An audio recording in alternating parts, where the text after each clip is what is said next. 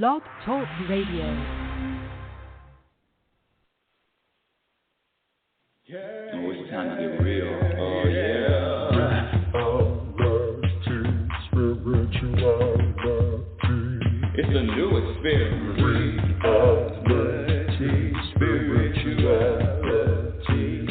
Yeah, keep your ears open for this one, man. Reality, spirituality. You got a question for RLN? Reality, spirituality. Yeah, it's time to get some answers, baby. Spirituality. Oh, now we get real. Spirituality. Yeah, it's time to get down. Spirituality. Yeah, you gonna feel good now. Real good. Now, that's what I'm talking about. Time to get real. Welcome, everyone. Welcome to Reality Spirituality. I'm your host, Rebecca L. Norrington, Global Happiness Specialist. Oh, hold on, audience. Just hold on. Oh, no. Hold on, audience. This is the Reality Spirituality Show, isn't it? Global Happiness Specialist, Rebecca L. Norrington, thank you so much for sharing the show. The Reality Spirituality Radio is getting more popular as we speak. Don't ask me how. I'm not a marketing genius, but every week there's some new fans, some new listeners, so thank you for sharing the show. Reality Spirituality, what is this show about? Who is this Global Happiness Specialist? How the nerve of her to think that she can call herself, claim a happiness. What the? Exactly. And what does that mean, this happy? You know, when I say happiness specialist, the truth is I made a commitment back when I was in my teens. I when you make a wish and you blow out the candles or you throw coins into a fountain or a river, and you make a wish, and my wish was always to live to my potential. I wanted to live to my potential, whatever that was. I had no idea what that meant. I had no idea what that was going to look like, but I asked the universe, I want to live to my potential, and then I wanted to be happy. I wanted to be happy. I wanted to live to my potential, and this happiness thing has been a lifelong search. And what I share on this show is how to experience more happiness in your life. And when I say how to experience, the question becomes, because happiness, there is a formula. Happiness is a practice skill. And like any other skill, the more you practice, the better you get at it, the easier it becomes, the more the practice becomes your identity. So happiness is a practice skill, and the more you practice. But then you say, what do you practice? What is there to practice? Well, when I say it's a practice skill, the more you commit to the practice, it is daily, it is in every moment. The question comes back to you, my dear audience, is how committed are you? How much do you prioritize being happy? And when I say happiness, I'm talking about an internal set point where say your pilot light is set on peace, is set on balance, is set on that vibration of satisfaction. You know, we are all vibrational, energetic human beings, and our vibrations change.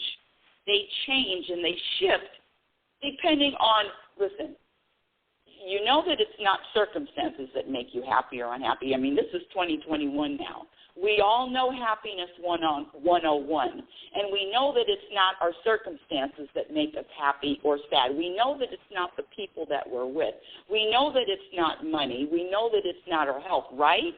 I mean, I'm asking you, right? It is an inside job. This happiness is an inside job. However, there are tools. When I say practice, it's a skill. There are behaviors, and there are tools, and there are strategies to life so that you will experience more of that peace. When I say peace, it's interchangeable with happiness, with balance, with flow. All of it is interchangeable. And you know it's a vibration that I'm talking about. It's a vibration that I am asking the universe to assist me in having in every moment. And that's another point. See, when I'm not up here thinking that I can get all this done myself. I'm not up here saying, hey, I got this. No, I ask for help every single day. I ask the universe, how can I? I was having a conversation with my son yesterday about the things years ago what I wanted. And didn't ask for a big house, didn't ask for a relationship, didn't ask for more money, even though all of that would have been nice. But that's not the reason. That is not what brings the peace that I'm talking about. It's not things, it's nothing external. This happiness is what I'm talking about, is a deep rooted, seated knowing and belief, which overrides all of the program beliefs. And so when I say it's happiness is a practice skill, so what is the practice? The practice is simple. It's just eliminating the behaviors that have been proven to subtract from happiness, and then cultivating the behaviors that add to happiness. It's very simple. Now, what are the biggest problems in this world today? I know it's Easter. Happy Easter to everybody that celebrates Easter. I know that there are a lot of issues and a lot of challenges, especially today. So what are the things that are the biggest problems in the world? And I've asked this question more than once, and I get answers like poverty, disease, hunger. We could even go throw in COVID right now, lockdowns, war, religion, global warming, animal rights, all of that we say, oh, that's a big problem. Well, I'm here to say, as me, in my humble opinion, the biggest issue, the biggest challenge in this world is unhappy people. People that are unhappy, and people that are unhappy, you can tell. You can tell. It's very easy. They get angry very quickly. They're very judgmental. They blame other people for how they're feeling. I mean, it's a ton. It's not very hard to distinguish or to tell what apart from someone who's happy and someone who's not. And when I'm saying happy, I'm really talking about a deep-rooted sense of peace, a vibration of peace, regardless of what happens. Regardless of what happens. And today's show, we're going to do some Easter memories because, these holidays are really tricky. One of the things that I share with my audience, especially on a holiday or around holidays, is that remember that holidays come with holidays a lot of expectations. A lot of expectations about what to do, who to see. The holidays are just written with expectations and obligations. And I just wanted to share that and remind people that every single day, this program of a holiday feels a little bit different or a holiday is different. I mean, I totally get it. But can we celebrate every single day as if it was a holiday? Can we just start celebrating our lives? And I don't care what you're doing. It doesn't matter. But just to get in that mode or get in that practice of celebrating this life, celebrating it, as opposed to finding something wrong, finding fault, looking at, the program, when I say the program, you know what I'm talking about. The programming is, the conditioning is, the brainwashing is that, there are certain things that are going to make me feel are not going to be conducive to me feeling good. Now, before I go on, the number to call in is to speak with me live is area code 646-564-9619. Again, area code 564-9619. I'll get to the calls in just a minute or two. But back to the topic, which is remembering Easter. You know, all the topics tie in with happiness. When I share a topic, it is always tied into what's your vibe, what's your vibration, what's your energy today. And that question asked on this day, the day that we celebrate Easter in 2021, I wanted to do a really quick reminiscing because Easter was a really big holiday in my life growing up as a child. It was huge. It was really, really big. It was one of the biggest. It was one of the biggest holidays of the year. And I'm going back to, and I'm really going back to my first memories. And listen, I'm not going to go through every little Easter that I celebrated. Trust me. Thank you for even listening to me this far. But I remember the special feeling on that day. And I remember one of my first Easter baskets. It was so big, I remember I could sit in it. Now, mind you, I might have been 4 years old, 3 years old. I don't even think I was 5, but I do remember being able to sit in the Easter basket. It was that big. And so every year, my brother and I were fitted with brand new clothes, from the shoes to the socks to the underwear to the skirt to the petticoat to the dress to the hat to the gloves to the new purse. Every single year it was a huge event. You go to church, you sing the Easter songs, and only songs, you know, Easter has a specific, especially when you go to church, they have specific songs just for Easter, just like Christmas. But I remember those songs, and I just remember thinking that, okay, and I heard the story, you know, Jesus was an afterthought. I'm just sorry, but I'm just remembering. When I say afterthought, I mean the teachings weren't an afterthought, but that day, as far as getting dressed up and remembering going shopping, getting dressed up, and then having family dinner or going over to a cousin's house having family dinner. I remember all of that. But how about the lesson? I wanted to talk today about the lesson that Jesus, since it is about Jesus in the Christian religion, it's about Jesus getting crucified, and then on the third day he rose again, and he rose from the dead. So I want to talk about those Easter lessons, the lesson that Jesus taught around this Easter period. Now, we all know the story. He was, and this isn't a religious show, but the lessons are the treasure.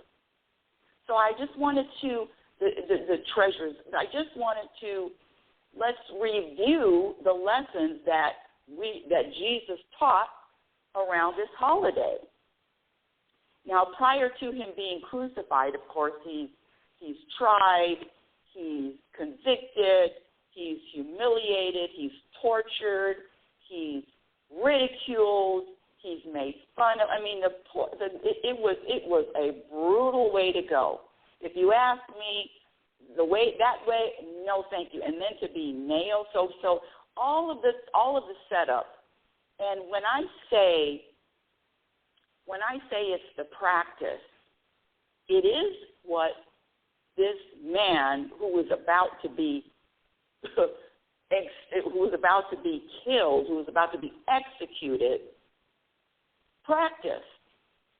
What did he practice? And it wasn't something that, he just magically had that day, but what was the practice? And the practice was, here we go. Let's start with the Garden of Gethsemane, where Jesus did not want to die, and he cried, "Hey, God, Father, listen, hello, I am not interested in dying. I do not want to die like this. This is not what I signed up for. No, thank you. Leave me the F alone. I don't know if he said all that, but you get the drift. He didn't want to die. I mean, he asked, how, take this cup away from me. I don't want to do this. I don't want to go ahead.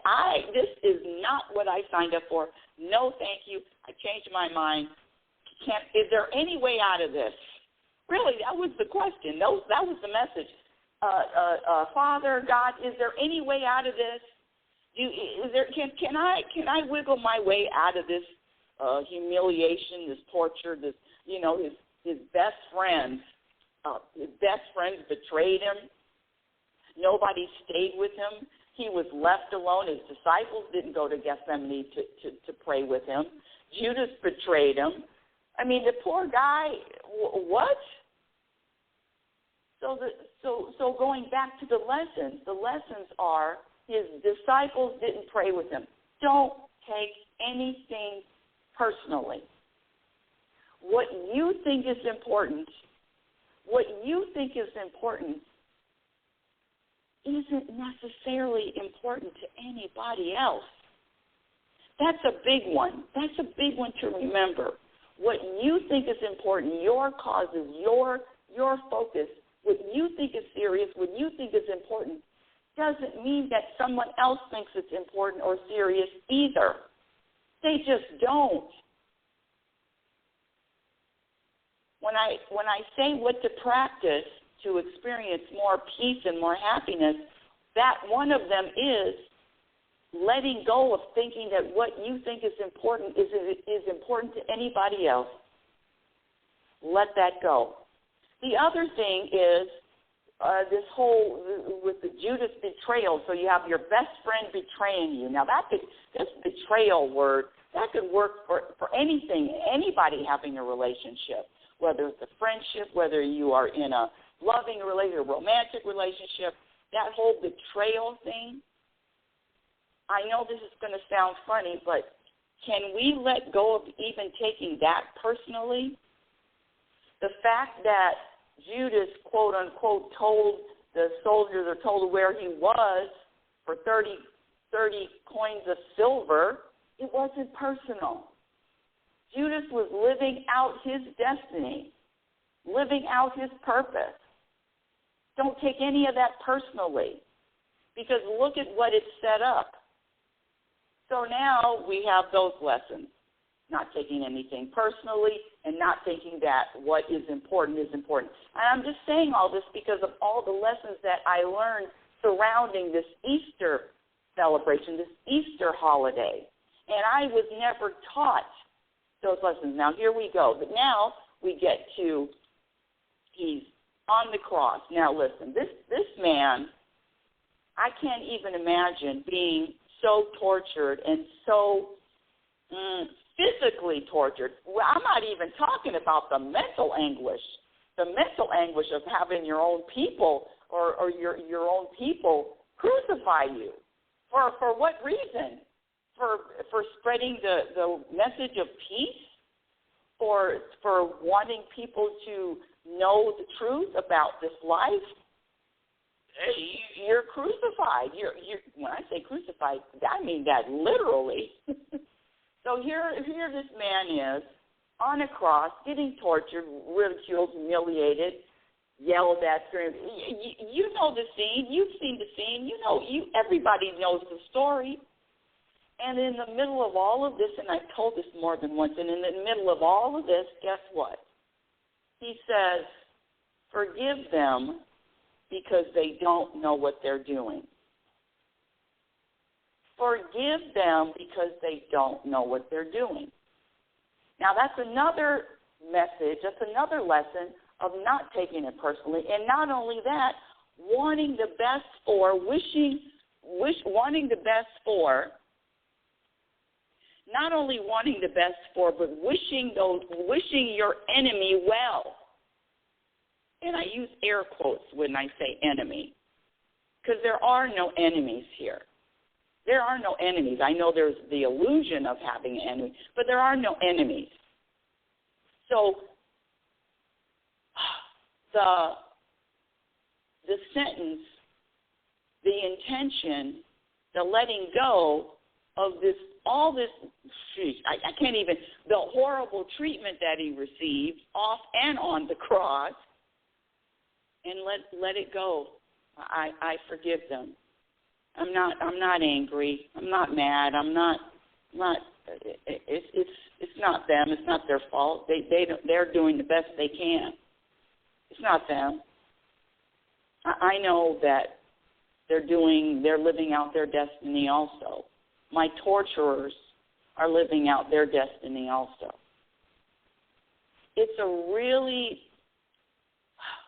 the only thing I can say is when you practice on a daily basis, when you practice when things are flowing and things are feeling all good and you're feeling connected, the practice is really going to come in handy when you are met with life's challenges. And you know and I know that they always are here. They're right around the corner. You know, life is a roller coaster regardless of what you're vibrating. You're going to experience a lot of things, ups, downs. But what are you vibrating through all of that is the question. What are you practicing? What is your set vibration? What is your set energy? Can you be taken from your place of peace or your peace pedestal? And I say pedestal, I mean your peace stool pedestal. Can you be taken from that to being angry or being bothered or being hurt in another second? Can you go from happy to sad in a second? Or do you go from peace to more peace? The more you practice, the easier it's going to be when you are met with these inevitable life challenges. The thing is, the struggle is always internal. The suffering comes from, when you suffer, it comes from thinking that something needs to be different. You know, it's the same lesson with the crucifixion, with the crucifixion. Jesus in the Garden of Gethsemane didn't want that to happen. He wanted something different, and there was resistance there, and there was, I don't want this. Hey, hello, no thank you. I don't really want it. And then what happened? What happened? You know the story. I know the story. Jesus said, you know what? All right, screw it. You're right. Your will, not my will. Your will, not my will. And see, that is on the daily. That practice of universe, it's not what I want, my ego, my mind wants. It's what you want for me. It's whatever your plan is. Because God or universe, same universe, God, source, energy, spirit. God has, it's the same. Jesus didn't go through anything that we're not going through. We feel the people turn against us, betrayals, not honest, distrusting, all of that. We feel all of that in our lifetime. And the question comes, how do we respond to all of it? How do we respond when we're challenged? How? That's a question for you. How do you respond when you're challenged? I'll give you a little hint. This thing about vibrating satisfaction, you know the difference between your vibrating satisfaction versus dissatisfaction. That vibration, the ego, your mind is never satisfied with the present moment. It always wants something different. It always wants something more. It always wants what's not, what is not happening. I mean, I have the same, don't think that I'm immune to any of this. My ego is very active in its comments, very active in its suggestions, very active in in its criticism and its judgments. Oh, I hear them all the time. Don't think I'm immune. But the difference, what I practice is witnessing. I witness the thoughts. I witness the criticisms. I witness the judgment. I am surely not identifying with anything my ego authors, because it's simply not the truth. It's not the truth. My ego will tell me that I'm not doing enough, that I'm blocking something, that there's always a problem. And I'm here to tell you it's just a little shift in what you practice. The deep beliefs.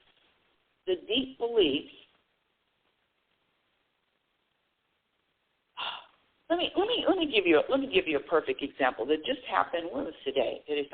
Just happened yesterday. Yeah, yesterday, Saturday. So I'm on. I know this is a little off topic. I'm on cleanup duty. I don't know why, but I enjoy taking out trash. I enjoy taking out trash. I enjoy picking up trash. If I'm in a public area, especially in a park where there's a lot of nature and the trash is, I'm out there picking up trash if I see it. Well, so one of my duties in my little community here is I've given it to myself. Nobody gave me this duty. I've given it to myself. So on the outside roadways, twice a year, I take my little baggie and I pick up the trash from the road. It's a small community, but before you get to the community, there's this big strip of road, and on either side there's trash. People throw out trash, bottles, cans, all kinds of trash. So I do it twice a year, and yesterday it was my time to pick up trash, which I love to do.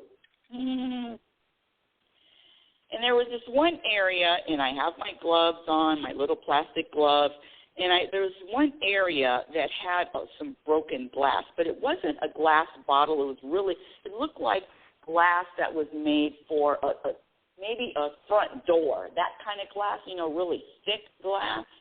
And so there were maybe about 5 or 6 pieces that were that was on the ground in front of me, and they were broken. And I reached down to pick one up in my finger, my pointer finger on my right hand, scraped against a piece of glass that was embedded in the dirt. Now, I didn't see it. I didn't see it embedded, so my hand scraped across that and cut really deep. I mean, it cut so deep, I looked at it because, the blood's coming out. And when you're cut deep because it doesn't stop bleeding. So the blood's coming out, and I'm saying, okay, well, my cleanup duty is over. However, I'm going to tell you I'm a trooper. I had a little bit more to go, and even with the blood dripping and all of that, I still finished my job. I finished my cleanup because I was not going to leave that trash there. Anywho, so I'm bleeding, and I try to wrap it in the other gloves that I have in it, and I said, I just have to walk home and address it. Get home, now the blood is beginning to get hard because it is a pretty deep cut. And I said, well, I don't know if I'm going to need stitches or not. My point is this. Even with those kind of, because this is life, life, there's something going on every single day. Something happens.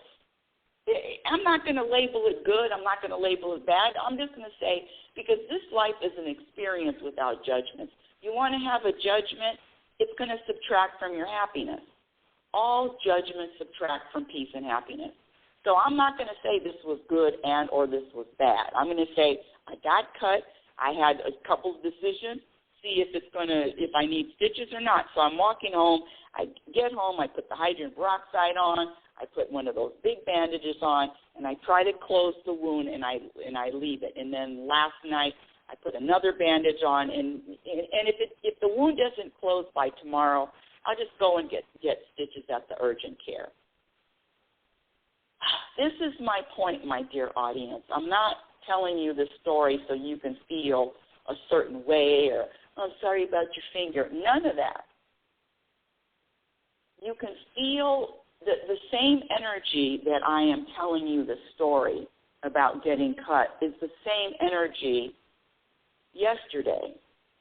It's the same energy I have when anything happens. It's really, when I say it's a practice, it is a daily practice. So when these things that are unexpected and a little bit shaky, shake up the routine, shake up the system, when those things happen, that's when you're prepared. That's when you fall back on. That's when you rely on what you practice. It's just like when you're driving a car and you have to swerve really quick. Well, you practice your reflexes. You practice defensive driving. It is a practice. So when I say I'm looking and do I need stitches, it's just a matter of fact. It's not, oh my gosh, oh, look what happened. Now I'm going to need stitches. Oh, woe is me. None of that. It's a take care of it. You have an issue, you have a problem. What's the solution? And you keep it moving. Problem, solution, keep it moving. The struggle is always internal. The struggle is always saying, the ego is always saying something needs to be different than what I am experiencing. And I'm here to tell you that if you're dissatisfied in this present moment, you are going to be dissatisfied in your future moments as well. So the beliefs about Easter, when I say the beliefs about Easter, what are the lessons that you take? What are the lessons that you have learned from the Easter story? The story with Jesus, the crucifying, that didn't want to die. He was crucified, and then he rises on the third day. What are the stories? I'm not talking about what they teach you in church. I'm not talking about any of that. I'm not talking about the biblical stories. I'm talking about the personal stories that you have learned for yourself in this life surrounding this holiday that we call Easter. What are some of the things that you've learned that have enhanced your own personal growth surrounding the stories, the holiday around Easter? And with that, I'm going to go right to the calls and ask that question of my first caller. But let me just say this. When I'm talking about the beliefs in Easter and what does Easter mean to you, my question is, especially now that we're older and we're not children, do you have any different beliefs? What are your program beliefs about Easter? And what is the message that you received? What are the beliefs that you received surrounding Easter? And what have you learned from that example, the Jesus example? What have you learned, and what have you scratched the learning? What have you implemented in your own life? What are the lessons of Easter, and what lessons have you implemented in your own life? And I'm not talking about certain circumstances. I'm talking about what you implement on the daily. Are you easy to forgive?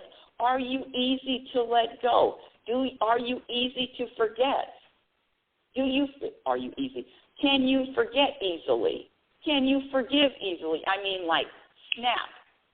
One of my son was talking about some neighbors that we had years ago, and they just were, they're the type of people that if they get mad, then they're going to hold a grudge. I don't like when they hold a grudge. My son's saying, I don't like when they hold a grudge, and I'm thinking, hey, those people, the people that hold grudges, I know this is an Easter show, but when you hold a grudge, it only hurts you. Jesus said, forgive them. They don't know what they're doing. That wasn't for them, I mean, it's, see, this forgiveness, there is really nothing to forgive because everything is in perfect order. I get the forgiveness thing, but so when I say how easily do you forgive, how easily can you open your arms up to someone who may have not been so nice to you, how quick do you open your arms? That's an Easter lesson. Let me go to the callers. Area code 951, I believe. Welcome to Reality Spirituality, area code 951. Is this Nathaniel? Yes, happy Easter, Rebecca. Hi, now I'm going to remember your number. Hi, Nathaniel. Thank you for calling in on Easter. Happy Easter to you, too. Thank you. I have a question. So you were listening to the show. I have a question. So what were some of your Easter beliefs and what are some of your Easter lessons, if you would like to share? Well, I guess it's not about the egg or anything like that. The egg is like a rebirth, you know, for spring, right? So that's really not the story of Jesus at all, though? Mm-hmm. I love that. What it is? The egg and the bunnies, and, you know. But, specific. No, I was going to say, so specifically, how is that how is that looking in your life when you said the spring, new birth? And thank you for that. You know, I forgot all about the new birth. Thank you for that, mentioning that, yes. And new birth, new beginnings, new day, rejuvenation, new life. Thank you for that, Nathaniel. I totally forgot that part of the story. So how is that showing up in your life, the new birth, since you brought it up? How is it showing in your life, the new birth? I'm not sure yet, but I don't know. I'm not sure yet. It's kind of still birthing, but I called up and kind of filled out an application to go to North Carolina to work for a church. So I don't know if that'll work out. Wow. Okay, that sounds well. One thing you know, especially listening to this show, you know it's going to work if it's supposed to work. If that's where you're supposed to be, that's where you're going to be. Yeah. Do you trust that? Yeah. Yeah. So that is the ease of the practice. The ease of the practice is that there's really nothing that we should do, because I don't use that word should, nothing that we have to do. All we have to do is just flow with whatever we are presented. And you said working at a church, and is that going to happen? Well, we know that if that's going to be the best thing that's going to serve you, guess what? It's going to happen. If it's not the best thing that's going to serve you in this moment or this period of time, it's not going to happen, because you always get, myself included, we get what serves us in every single moment. And that's why there's no reason to, I didn't get this, so now I'm sad, or I did get this, now I'm happy. You know that you are journeying on this life, and everything that's unfolding in front of you is a perfect custom fit for you. Isn't that a light way of living life? Yeah, that's amazing. Well, that's you're an example of that too, Nathaniel. You're an example of that too. So, and thank you for bringing it up. You know, when you call, one of the things that I like about Nathaniel when he calls into the show is that he brings in topics that are appropriate, not appropriate, but that are covered a lot of people. See, when the angst comes from, or the a little, wanting to know. One of the biggest practices that I talk about is being okay with uncertainty. When I say okay with uncertainty, I mean really being down with uncertainty. I don't know what's going to happen tomorrow. I don't know what kind of plans the universe has for me. But guess what? I trust, I surrender, I practice trusting, I practice surrendering, and whatever universe, whatever you got, I'm going to be ready for it because you've already prepared me for it. So see, it's really an easy way to live. It's a relaxed way to live. And I'm not even discounting those challenges that come up from time to time. You know what I'm talking about. I'm talking about those big challenges, those roller coaster ride challenges, the health challenges, the money challenges, the job challenges, the relationship, the getting cut with.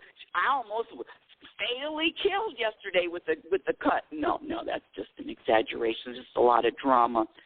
But it when Nathaniel said the job and getting a job, and the thing is, the trusting that if I get that job and if I am working there, then I'm there for a reason. I'm there to expand. I'm there to have more consciousness. I'm there to grow. I'm there because this is a divine plan. And if you don't get the job, guess what? You weren't supposed to get it in the first place. That wasn't part of your journey. You see how easy it is? It really is easy. I have contacts with a lot of different people, and sometimes things work out and sometimes it doesn't. And I mean, I used to do this is going to work out, this is going to work out. And when it doesn't work out the way my ego wants it to work out, the way my ego thinks it should work out, and the ego uses that word should all the time. But when you get to a point where you practice and you really make a decision and you make a commitment to prioritizing peace and happiness, you are there for the ride. You are there in the back seat. The universe is driving. You have no hands on the steering wheel. You are there, and you are trusting. See, the ego doesn't like that trusting. The ego doesn't want you to trust. The ego doesn't want you to be okay with uncertainty because guess what? Then the ego is going to be out of business, and the ego is going to be weak. So you either want a powerful, strong ego, then you keep feeding it. You keep feeding with mistrust. You keep feeding it with, I don't know, this isn't what I want. Or you begin to weaken the ego's power. And when I say weaken the power, it's not about eliminating it. It's about giving it power, giving it a voice, giving it power to make you feel or do anything a certain way. No, my ego is there for me to witness. It's very entertaining. It's always with the bad reviews. I get so many bad reviews from my ego, but I'm not. I know the difference. I really appreciate Nathaniel sharing that with us, because that wanting and thinking that I know or I want something to happen is so overplayed. How about just allowing the universe to do its job? How about just letting go and allowing the universe to work its magic and trust and let go? That's what my Easter beliefs are. Letting go, surrendering, trusting, and not having my plan, just letting the universe work its magic. Reality Spirituality is heard every Sunday at 9 a.m. Pacific Standard Time. My website, RebeccaNorrington.com. You can visit my website. Follow me on Twitter at RL Norrington. LinkedIn, Instagram handle is Reality Spirituality. I have a few videos on YouTube. You can just search Rebecca Norrington or Reality Spirituality. The Reality Spirituality, The Truth About Happiness book can be purchased on Amazon. My second book, Program for Unhappiness, is going to be out sometime this year. And The Truth About Happiness, the Reality Spirituality Radio is heard every Sunday at 9 a.m. Pacific Standard Time. I said that already, but I'm going to say it again. So until next week, my dear audience, I want you to remember who you are. You are a physical extension of the universe. You're always evolving. You're always changing. You're always growing. Love is patient, and love is kind. Be patient and be kind to yourself. Be your own best friend. Remember, you cannot have a happy ending to an unhappy journey. It is about the journey. You've been listening to Reality Spirituality with yours truly, Global Happiness Specialist, Rebecca L. Norrington. Have a conscious week, and remember, happiness is a practice skill. Your experience in every moment, in every day, reflects on what you practice. Have a conscious week. Yeah. Oh, it's time to get real. Oh, yeah.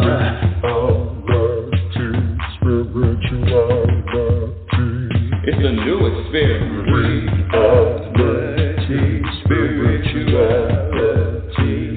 Yeah, keep your ears open for this one, man. Reality Spirituality. You got a question for RLN?